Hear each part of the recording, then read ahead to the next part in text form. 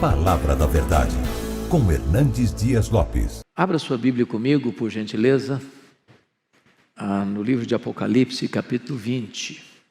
Apocalipse, capítulo 20, versos de 1 a 15. Apocalipse 20, de 1 a 15. Eu queria que você acompanhasse comigo a leitura e, lido o texto, permanecesse com a sua Bíblia aberta. Está escrito o seguinte: Então vi descer do céu um anjo, tinha na mão uma chave do abismo e uma grande corrente. Ele segurou o dragão, a antiga serpente, que é o diabo, Satanás, e o prendeu por 1000 anos. Lançou-o no abismo, fechou-o e pôs selo sobre ele, para que não mais enganasse as nações até se completarem os 1000 anos. Depois disto, é necessário que ele seja solto pouco tempo. Vi também tronos, e nestes sentaram-se aqueles aos quais foi dada a autoridade de julgar. Vi ainda as almas dos decapitados, por causa do testemunho de Jesus, bem como por causa da palavra de Deus, tantos quantos não adoraram a besta, nem tampouco a sua imagem, e não receberam a marca na fronte e na mão, e viveram e reinaram com Cristo durante 1000 anos. Os restantes dos mortos não reviveram, até que se completassem os 1000 anos. Esta é a primeira ressurreição. Bem-aventurado e santo é aquele que tem parte na primeira ressurreição. Sobre esses, a segunda morte não tem autoridade. Pelo contrário, serão sacerdotes de Deus e de Cristo, e reinarão com ele os 1000 anos. Quando, porém, se completarem os 1000 anos, Satanás será solto da sua prisão, e sairá a seduzir as nações que há nos 4 cantos da terra, Gog e Magog, a fim de reuni-los para a peleja. O número dessas é como a areia do mar. Marcharam então pela superfície da terra e sitiaram o acampamento dos santos e a cidade querida. Desceu, porém, fogo do céu e os consumiu. O diabo, o sedutor deles, foi lançado para dentro do lago de fogo e enxofre, onde já se encontram não só a besta, como também o falso profeta, e serão atormentados de dia e de noite pelos séculos dos séculos. Vi um grande trono branco, e aquele que nele se assenta, de cuja presença fugiram a terra e o céu, e não se achou lugar para eles. Vi também os mortos, os grandes e os pequenos, postos em pé diante do trono. Então se abriram livros. Ainda outro livro, o livro da vida, foi aberto. E os mortos foram julgados, segundo as suas obras, conforme o que se achava escrito nos livros. Deu o mar os mortos que nele estavam. A morte e o além entregaram os mortos que neles havia. E foram julgados, um por um, segundo as suas obras. Então, a morte e o inferno foram lançados para dentro do lago de fogo. Esta é a segunda morte, o lago de fogo. E se alguém não foi achado inscrito no livro da vida, esse foi lançado para dentro do lago de fogo. Pois bem, amados irmãos, eu gostaria então de tratar deste tema com vocês, o milênio e o juízo final. A primeira coisa que eu preciso afirmar, e com toda sinceridade e humildade, é que este capítulo é certamente o capítulo mais polêmico do livro de Apocalipse e talvez um dos mais polêmicos de toda a Bíblia. A segunda coisa que eu preciso afirmar, a título de introdução, é que não há consenso entre o povo evangélico, povo cristão, a igreja protestante, acerca do entendimento desta passagem. Por exemplo, os chamados pré-milenistas entendem que o milênio relatado neste capítulo sucede cronologicamente ao registro do capítulo 19, que fala da segunda vinda de Cristo. Portanto, esse texto seria um fato posterior à segunda vinda. Para os amilenistas, que entendem que o livro de Apocalipse não é um livro que segue uma linha cronológica linear, que parte do ponto 1 ao ponto 10, ou ponto 0 ao ponto 10, mas que o livro de Apocalipse, ele é entendido em seções paralelas e progressivas, e que as mesmas verdades são apresentadas em telas diferentes. E nós teríamos 7 sessões paralelas, quais sejam: capítulo 1 a 3, os 7 candeeiros; capítulos 4 a 7, os 7 selos; capítulos 8 a 11, as 7 trombetas; capítulos 12 a 14, o quarteto do mal, o dragão, o anticristo, o falso profeta e a Babilônia; capítulos 15 e 16, as 7 taças da ira de Deus; capítulos 17 a 19, a queda do quarteto do mal por ordem inversa; e capítulos 20 a 22, a cena do reinado das almas, a prisão de Satanás e o juízo final, e os novos céus e a nova terra. De tal forma que, na perspectiva milenista, o capítulo 20 não sucede cronologicamente ao 19, mas retorna à primeira vinda de Cristo. Como o capítulo 11, por exemplo, encerra com a segunda vinda, e o capítulo 12 começa com o nascimento de Cristo. Então, é preciso entender que, para a perspectiva que eu vou abordar com os meus amados irmãos, o milênio não é algo que sucederá à segunda vinda, mas o milênio ocorre como um número simbólico que é uma descrição de todo o período entre a primeira e a segunda vinda de Cristo. A interpretação de um milênio literal enfrentaria algumas dificuldades que eu gostaria de levantar. Primeiro, nós não encontramos essa ideia em nenhum dos 4 evangelhos. Nós não encontramos essa ideia em nenhuma das cartas de Paulo. Nós não encontramos essa ideia em nenhuma das cartas gerais. Nem no livro de Hebreus, nem em Tiago, nem em Pedro, nem em João, nem em Judas. Portanto, a ideia de um milênio literal não é respaldada pelo Novo Testamento. Apenas aparece aqui em Apocalipse 20. Segundo, o milênio fala de Cristo reinando fisicamente neste mundo. Essa é a ideia que se tem de milênio. Quem pensa no milênio literal.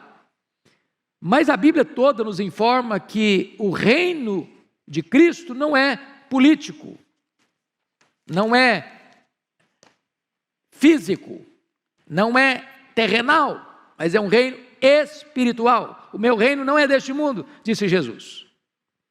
Terceiro, a ideia de um milênio na terra restabelece a ideia da preeminência dos judeus e reintroduz aquela distinção entre judeus, Israel e igreja. E parece-nos que é muito claro isso, e está posto isso lá em Efésios capítulo 2, que agora não tem mais essa distinção entre Israel e igreja. O Senhor Jesus só tem uma noiva, só tem uma igreja, só tem um rebanho, só tem um corpo. Ele é formado de judeus e gentios. Então não tem essa ideia de restabelecer Israel, como se a igreja fosse apenas um parênteses na história. Quarto, a ideia do milênio terrenal ensina que haverá pelo menos 2 ressurreições. Uma de crentes antes do milênio e a outra de ímpios depois do milênio. E parece-nos que está absolutamente claro na Bíblia que a ressurreição é única, de crentes e descrentes. Porque está posto lá em João 5, 28 e 29, que os mortos ouvirão a sua voz e sairão dos túmulos, uns para a ressurreição da vida, outros para a ressurreição do juízo. Quando isso se dará? Na segunda vinda de Cristo. E Paulo diz isso: quando ele vier, os mortos em Cristo ressuscitarão primeiro, não primeiro em relação aos outros mortos, mas primeiro em relação aos que estiverem vivos.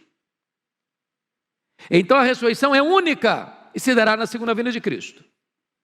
Quinto, a ideia do milênio cria a grande dificuldade da convivência de Cristo glorificado e santos glorificados convivendo com gente não glorificada. Pense você com um corpo de glória, enfrentando gente indo para o banco, indo no supermercado, enfrentando o trânsito de São Paulo. É complicado. É um anticlímax. Difícil de entender isso.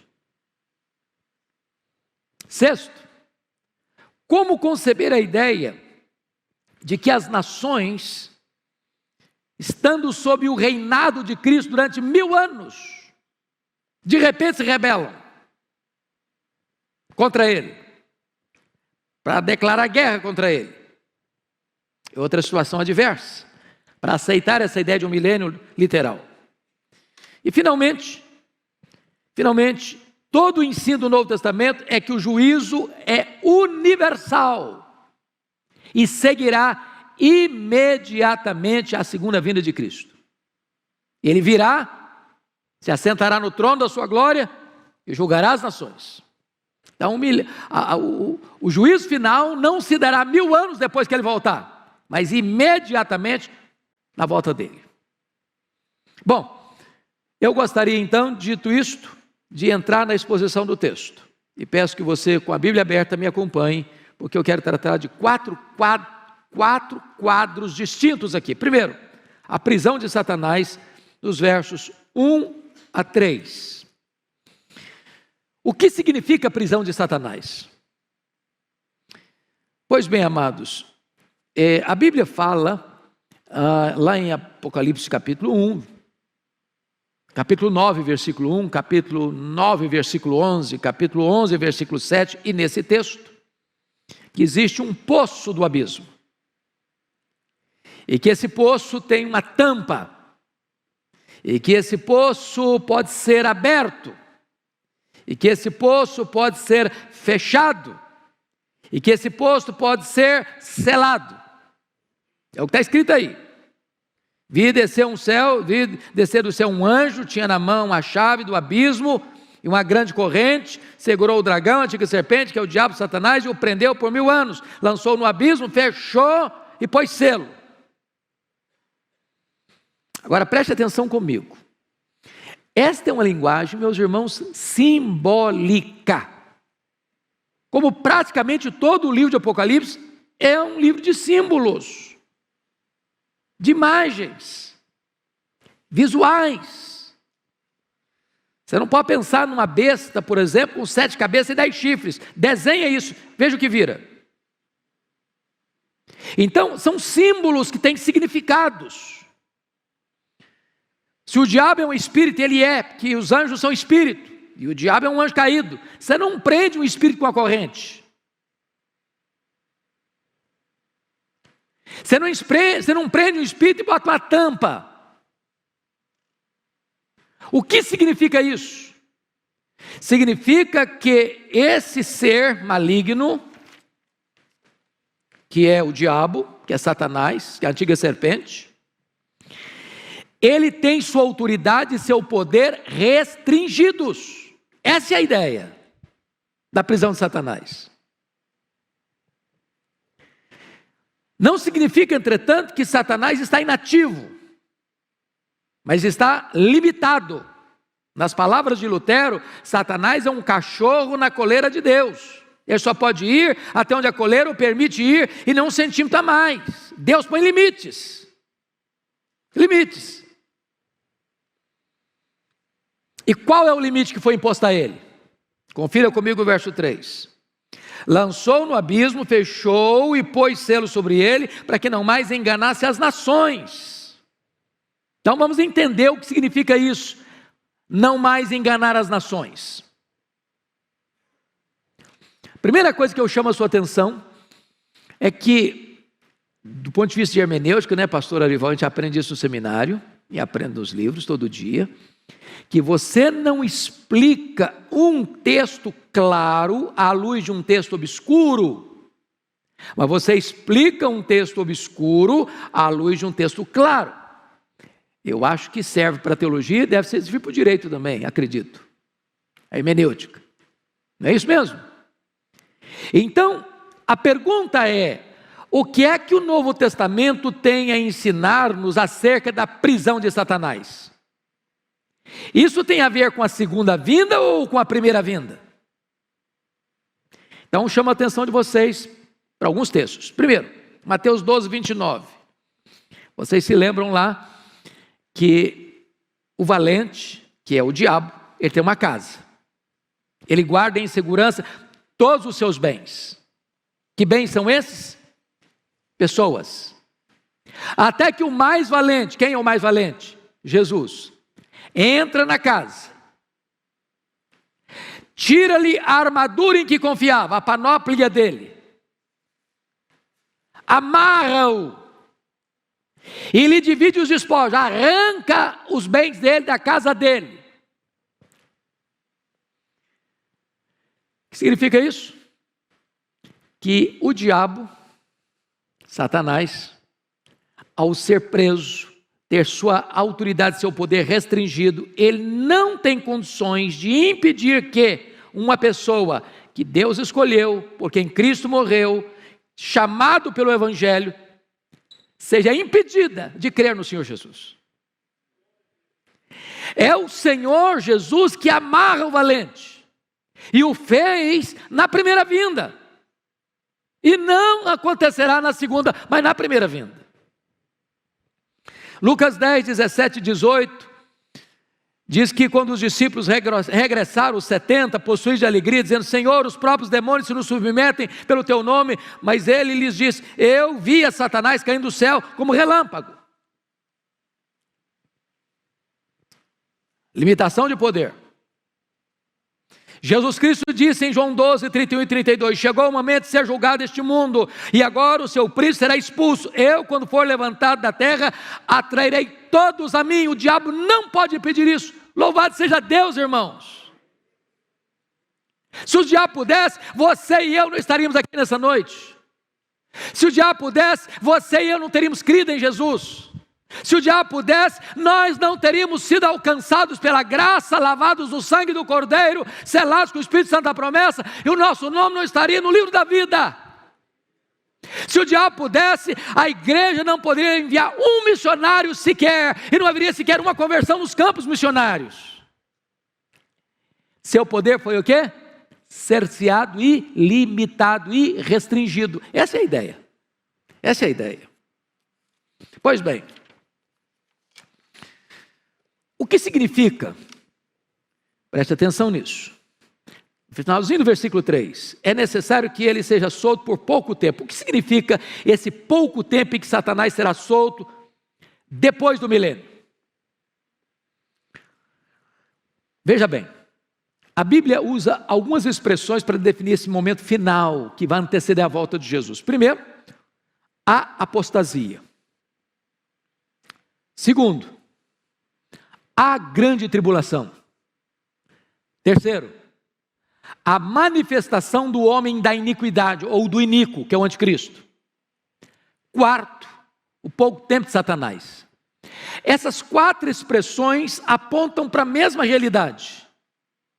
Para esse momento final, de uma perseguição atroz, de Satanás usar todo o seu arsenal e toda a sua fúria, e toda a sua força e todos os seus agentes para perseguir o Cordeiro e a sua igreja. A grande tribulação, a apostasia, a manifestação do homem da iniquidade e o pouco tempo de Satanás. Esse é o tempo que vai anteceder a segunda vinda de Cristo. Mas, outra pergunta: o que significam esses 1000 anos? O que significa esses 1000 anos? Como todo o texto é simbólico, por exemplo, o abismo, o poço, a corrente, a prisão, o selo que tampa o poço, o milênio também é uma linguagem simbólica. é um número completo. Milênio é um tempo que vai, portanto, da primeira à segunda vinda de Cristo. É o número 10 cubicado, pleno. É o exato período em que as almas estão reinando com Cristo. Por exemplo, o que acontece quando um crente morre agora? O que acontece? Primeiro texto, para pensar com vocês, 2 Coríntios 5:8. Morrer é deixar o corpo e habitar com o Senhor. Segundo texto, Filipenses 1:23. Morrer é partir para estar com Cristo, o que é incomparavelmente melhor. O que Jesus Cristo disse para o ladrão à sua direita que se arrependeu, ainda que não 10ª hora da vida? Hoje mesmo estarás comigo no paraíso. Então, quando um crente morre, diz Hebreus que o seu espírito é aperfeiçoado para entrar na glória.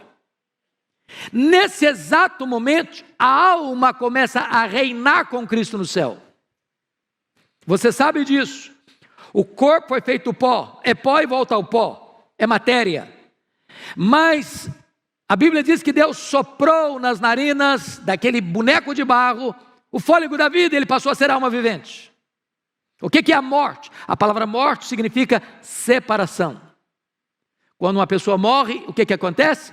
A alma dela, ou o espírito dela, separa do corpo. O corpo era pó, volta ao pó. Esta alma sobrevive sem o corpo não sobrevive sem a alma.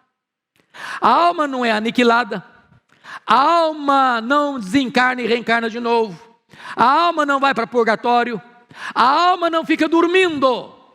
A alma do crente imediatamente vai para o céu e começa a reinar com Cristo. Nós chamamos esse período de período intermediário. O que é período intermediário? Que vai da morte à ressurreição. Está lá no céu. O Abel, por exemplo, foi o primeiro a morrer. Sua alma dele está lá. O corpo dele está não. O corpo dele aguarda a segunda vinda de Cristo para ressuscitar. E de todos os demais. Então, esses 1000 anos, meus amados irmãos, é o período completo entre a primeira e a segunda vinda de Cristo. Vamos para o segundo ponto agora, o reinado dos salvos com Cristo no céu. Já estamos entrando nele, vamos de novo. Versículos 4-6, confira comigo, versículo 4, por favor. Vi também tronos, e nesses sentaram-se aqueles os quais foi dada a autoridade de julgar. Vêm das almas dos decapitados por causa do testemunho de Jesus, bem como da palavra, por causa da palavra de Deus. Tantos quantos não adoraram a besta, nem tampouco a sua imagem, e não receberam a marca na fronte nem na mão, e viveram e reinaram com Cristo 1000 anos. Vamos entender isso aqui. Vi tronos. A palavra tronos, irmãos, preste bem atenção no que eu vou lhes dizer. Aparece no Novo Testamento 67 vezes. No Novo Testamento. A palavra trono aparece só em Apocalipse 47 vezes. Porém, 44 vezes o trono que aparece é o trono de Deus. E todas as 44 vezes que o trono de Deus aparece, sabe onde ele está? No céu. Só 3 vezes o trono aparece na terra. 2:13, 13:2 e 16:10. E todas as 3 vezes que ele aparece na terra, ele é o trono do anticristo e o trono do diabo. Portanto, esse reinado aqui de 1000 anos não é na terra. Não é na terra. Não é um milênio aqui. Ele está tratando desse período em que as almas, não são os corpos, são as almas que estão reinando. Estão reinando. Aquelas mesmas almas lá do capítulo 6, versículo 9, que estão debaixo do altar clamando. Até quando, Senhor? Então é muito importante entender isso. As almas estão reinando com Cristo lá no céu. Abel está reinando com Cristo lá no céu. Seu papai, sua mamãe, seu avô, sua vovó, que já morreram em Cristo, que já estão com Jesus, estão reinando com Ele lá. Qual é a missão daqueles que estão reinando com Cristo lá? Primeiro, veja você, que eles estão assentados em tronos. Versículo 4. Que essa é a verdade bíblica. A Bíblia diz que os santos vão julgar as 12 tribos de Israel. Está lá em Mateus 19, 28. Que os santos vão julgar o mundo. Está lá em 1 Coríntios, capítulo 6, versículo 2. E vai julgar os anjos. Está lá em 1 Coríntios, capítulo 6, versículo 2. E Jesus prometeu à igreja de Laodiceia o seguinte: ao vencedor dar-lhe-ei sentar-se comigo no meu trono, como eu venci, sentei com meu Pai no seu trono. Então você e eu vamos assentar em tronos, para julgar. Julgar quem? As 12 tribos de Israel, o mundo e os anjos. Obviamente os anjos caídos. Eles participarão, portanto, da glória de Cristo lá no céu. Então, quem está lá? Os mártires e todos aqueles que morreram, vejam vocês, por causa do testemunho de Jesus, bem como por causa da palavra de Deus, todos os crentes. Todo crente que morreu está com Cristo lá no céu, reinando, aguardando certamente a segunda vinda de Cristo, quando haverá a ressurreição, e então um corpo de glória se unirá com esta alma que já está glorificada, para estar para sempre com o Senhor. Mas vamos a outra coisa, importante aqui, versículos 5 e 6 agora. Os restantes dos mortos não reviveram, até que se completasse os 1000 anos, esta é a primeira ressurreição. Bem-aventurado e santo é aquele que tem parte na primeira ressurreição. Que ressurreição é essa? Que primeira ressurreição é essa? É muito importante entender isso. Irmãos, quem nasce 2 vezes, morre uma vez só. Quem nasce uma vez só, morre 2. Explicando. Quem só nasceu fisicamente e não nasceu da água e do Espírito, morre fisicamente e morre eternamente. É a segunda morte. Mas quem nasce fisicamente e nasce de novo, a segunda vez, morre uma vez só, apenas fisicamente. A não ser que Jesus volte antes e você é trasladado. Arrebatado, transformado e arrebatado. Portanto, essa primeira ressurreição não é a ressurreição do corpo. Toda a linguagem do Novo Testamento é essa, que quando você recebe a Cristo, você estava morto, e eu também. Deus nos deu vida, estamos nós mortos nos nossos delitos e pecados. O que aconteceu quando você foi convertido a Cristo foi uma verdadeira ressurreição. Então, bem-aventurado é aquele que passou pela primeira ressurreição, porque esse não sofrerá a penalidade da segunda morte. Claro, você não vai ser condenado, não entra mais juízo, passou da morte para a vida. Então, essa é a ideia de todo o Novo Testamento. Mas vamos ver agora, terceiro ponto, a derrota final de Satanás, versículos 7 a 10. Olha aí comigo. Quando, porém, se completarem os 1000 anos, Satanás será solto da sua prisão, e sairá e seduzirá as nações que há nos 4 cantos da terra, Gog e Magog, a fim de reuni-las para a peleja. Num dessas é como a areia do mar. Então marcharam então pela superfície da terra, sitiaram o acampamento dos santos, a cidade querida, desceu porém fogo dos céus e consumiu. Vamos entender uma coisa aqui. Há 3 descrições dessa batalha no livro de Apocalipse, capítulo 16, 14 a 21, capítulo 19, 19 a 21 e 27 a 10. Não são 3 guerras diferentes, é a mesma guerra, é a guerra do Armagedon, é a guerra final. São telas diferentes, descrevendo o mesmo fato. O que esse texto está querendo dizer? É que antes de Jesus voltar, irmãos, não esperem num otimismo irreal que o mundo vai melhorar, que nós vamos viver aqui num shopping center, com ar-condicionado. A coisa está pegando, e vai pegar mais.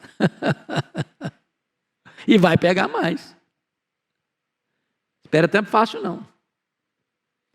Por outro lado, nós não podemos ter um pessimismo negativo, doentio, sabe por quê? Porque a vitória já está garantida.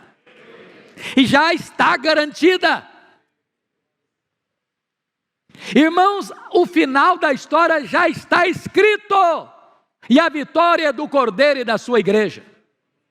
Pode o diabo espernear, pode o inferno se agitar, pode o mundo fazer confusão, pode todo mundo virar e perseguir a igreja, e massacrar a igreja, e torturar a igreja, e prender os crentes, e matar os crentes. A vitória já está selada. Bendito seja Deus. Pois bem, amados, agora vamos para a cena apoteótica da vitória sobre os inimigos, porque veja você que nós estamos falando de telas.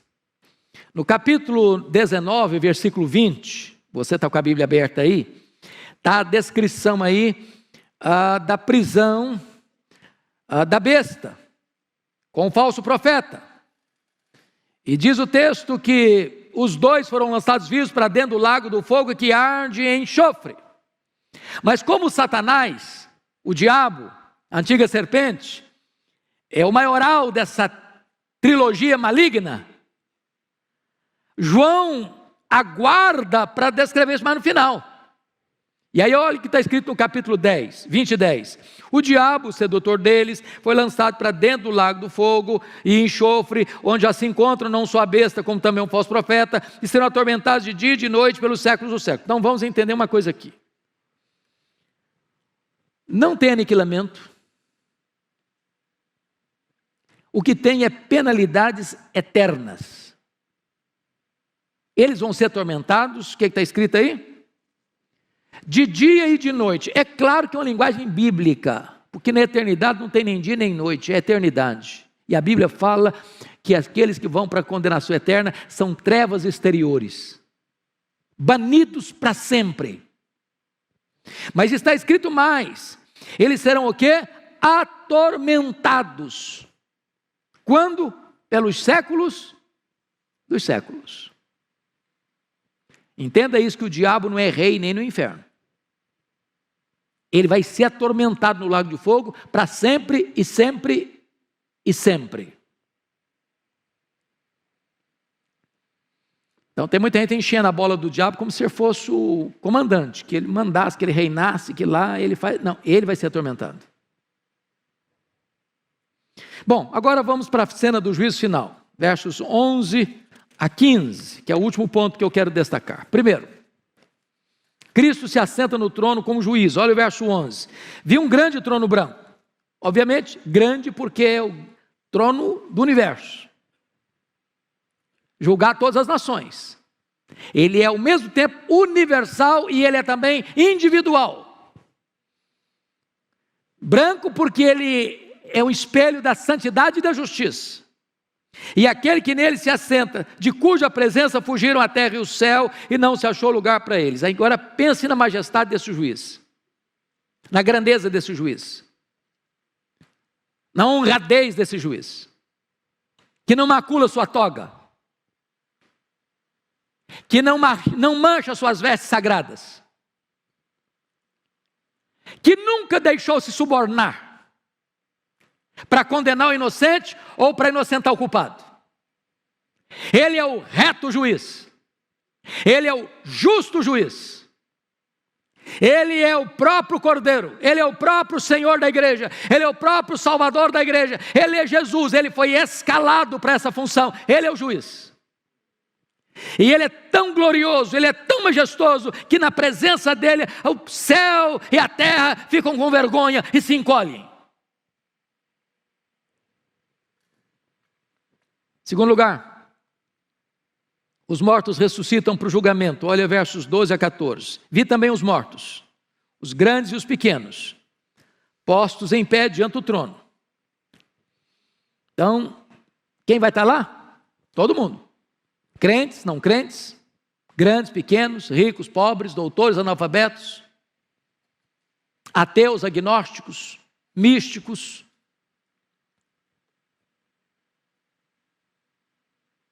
filósofos, pensadores, religiosos, todos estarão lá, de pé, para escutar a sentença. Que mais? Confira comigo. Então se abriram livros, E ainda outro livro, o livro da vida foi aberto, e os mortos foram julgados segundo as suas obras, conforme o que se acha escrito no livro. Então, vamos entender isso aqui, meus irmãos, vamos entender isso aqui. É universal, mas é individual. Cada um vai ser julgado com justiça, porque é o que estiver escrito nos livros. Não vai ter invencionice lá, não vai ter acusação falsa lá, não vai ter, não, mas não é bem assim, não foi isso que aconteceu. Está escrito. Está escrito. O que está escrito? O que está registrado lá nesses livros que vão ser abertos?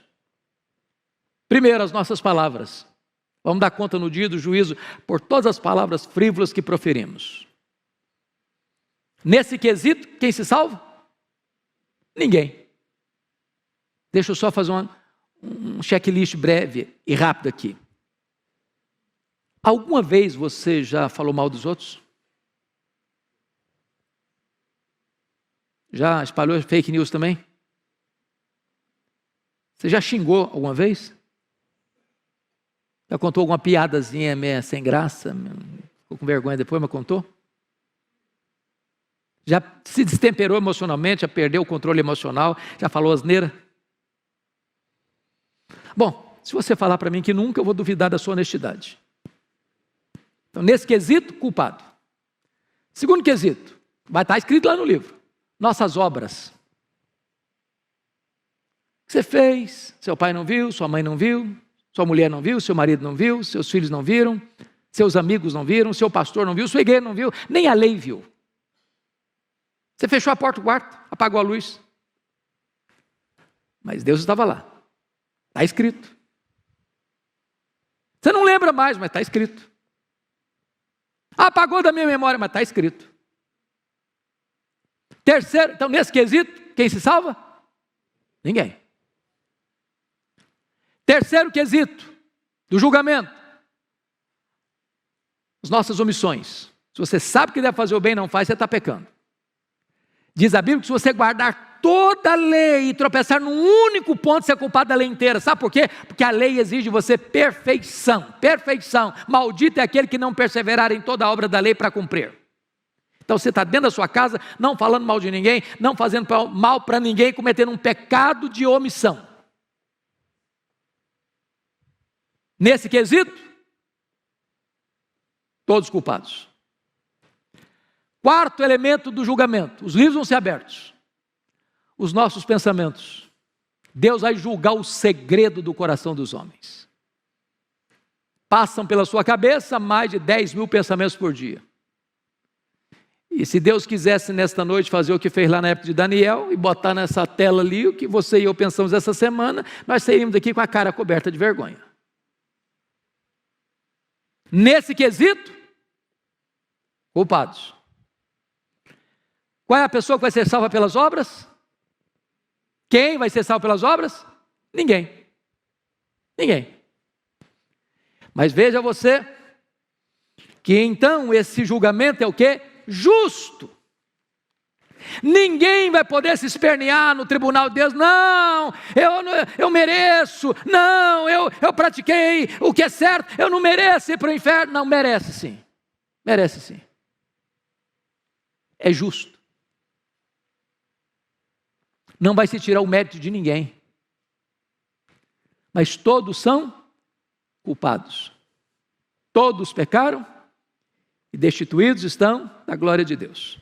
Então, vejam vocês que o critério para a salvação qual é? Leia comigo, por favor, versículo 15, vamos juntos? E se alguém não foi achado, escrito no livro da vida, esse foi lançado para dentro do lago de fogo. Mas vamos ler o texto na outra perspectiva. Se alguém foi achado inscrito no livro da vida, esse não foi lançado para dentro do lago do fogo. Bendito seja Deus. Mas como é que o seu nome vai aparecer no livro da vida? É por aquilo que você fez? Não. É por aquilo que Deus fez por você em Cristo Jesus. Você foi salvo pela graça, eu fui salvo pela graça, nós fomos salvos pela graça. Então, antes da fundação do mundo, Deus já sabia isso, seu nome estava lá.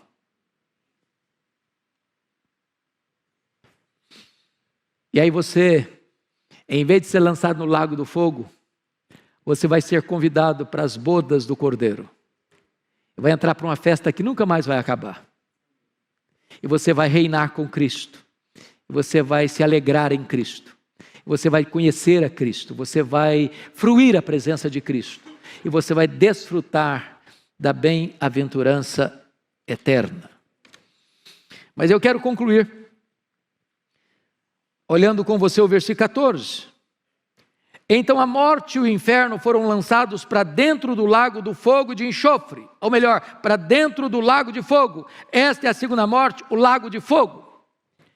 Como é que você vai entender isso? A morte é o estado, e o Hades e o inferno, ou Hades, é o lugar.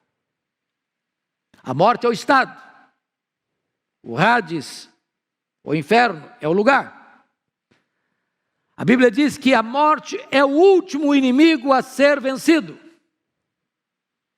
E o inferno aqui, que é Hades, preste bem atenção nisso, é exatamente o lugar onde os ímpios são atormentados no estado intermediário. Lembra lá da parábola que Jesus contou, Lucas 16? E o rico, no inferno, estando em tormento, clamou: Pai Abraão, manda Lázaro que molhe o dedo em água e bota aqui na minha língua para refrescar-me. Depois da segunda vinda e do juízo, não haverá mais separação entre corpo e alma, nem no céu, nem no inferno. E a vitória de Cristo sobre os seus inimigos será completa e final. Quem vai estar lá? 19 e 20, o anticristo e o falso profeta. 20 e 10, quem vai estar lá? O diabo. Quem vai estar lá? 20 e 14, a morte e o inferno. Quem vai estar lá? Finalmente, 20 e 15, todo aquele cujo nome não está escrito no livro da vida. Os que não creram. A próxima cena do juízo é esta: de novo céu e nova terra, os quais habita a justiça. O tabernáculo de Deus vem habitar com o povo, com o seu povo, e nós estaremos para sempre com o Senhor, desfrutando das bem-aventuranças eternas. Irmãos, a palavra de Deus é tão linda, é tão rica, é tão majestosa, é tão consoladora para o nosso coração. E eu queria concluir hoje com uma pergunta, muito solene, e a pergunta é esta: você que está aqui hoje, que veio aqui hoje, você está preparado para este grande dia?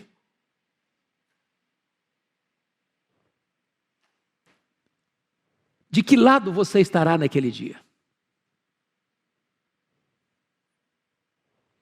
Segunda pergunta: hoje, agora, você já está debaixo do sangue do Cordeiro? Ou ainda você está debaixo do peso e condenação dos seus pecados? Terceira colocação: hoje é o tempo oportuno. Agora é o momento de você se arrepender e voltar-se para Jesus enquanto é tempo. Hoje, Ele pode ser o seu advogado. Amanhã, certamente, Ele será o seu juiz. A decisão é sua, intransferivelmente sua. Vamos baixar nossa cabeça e vamos orar.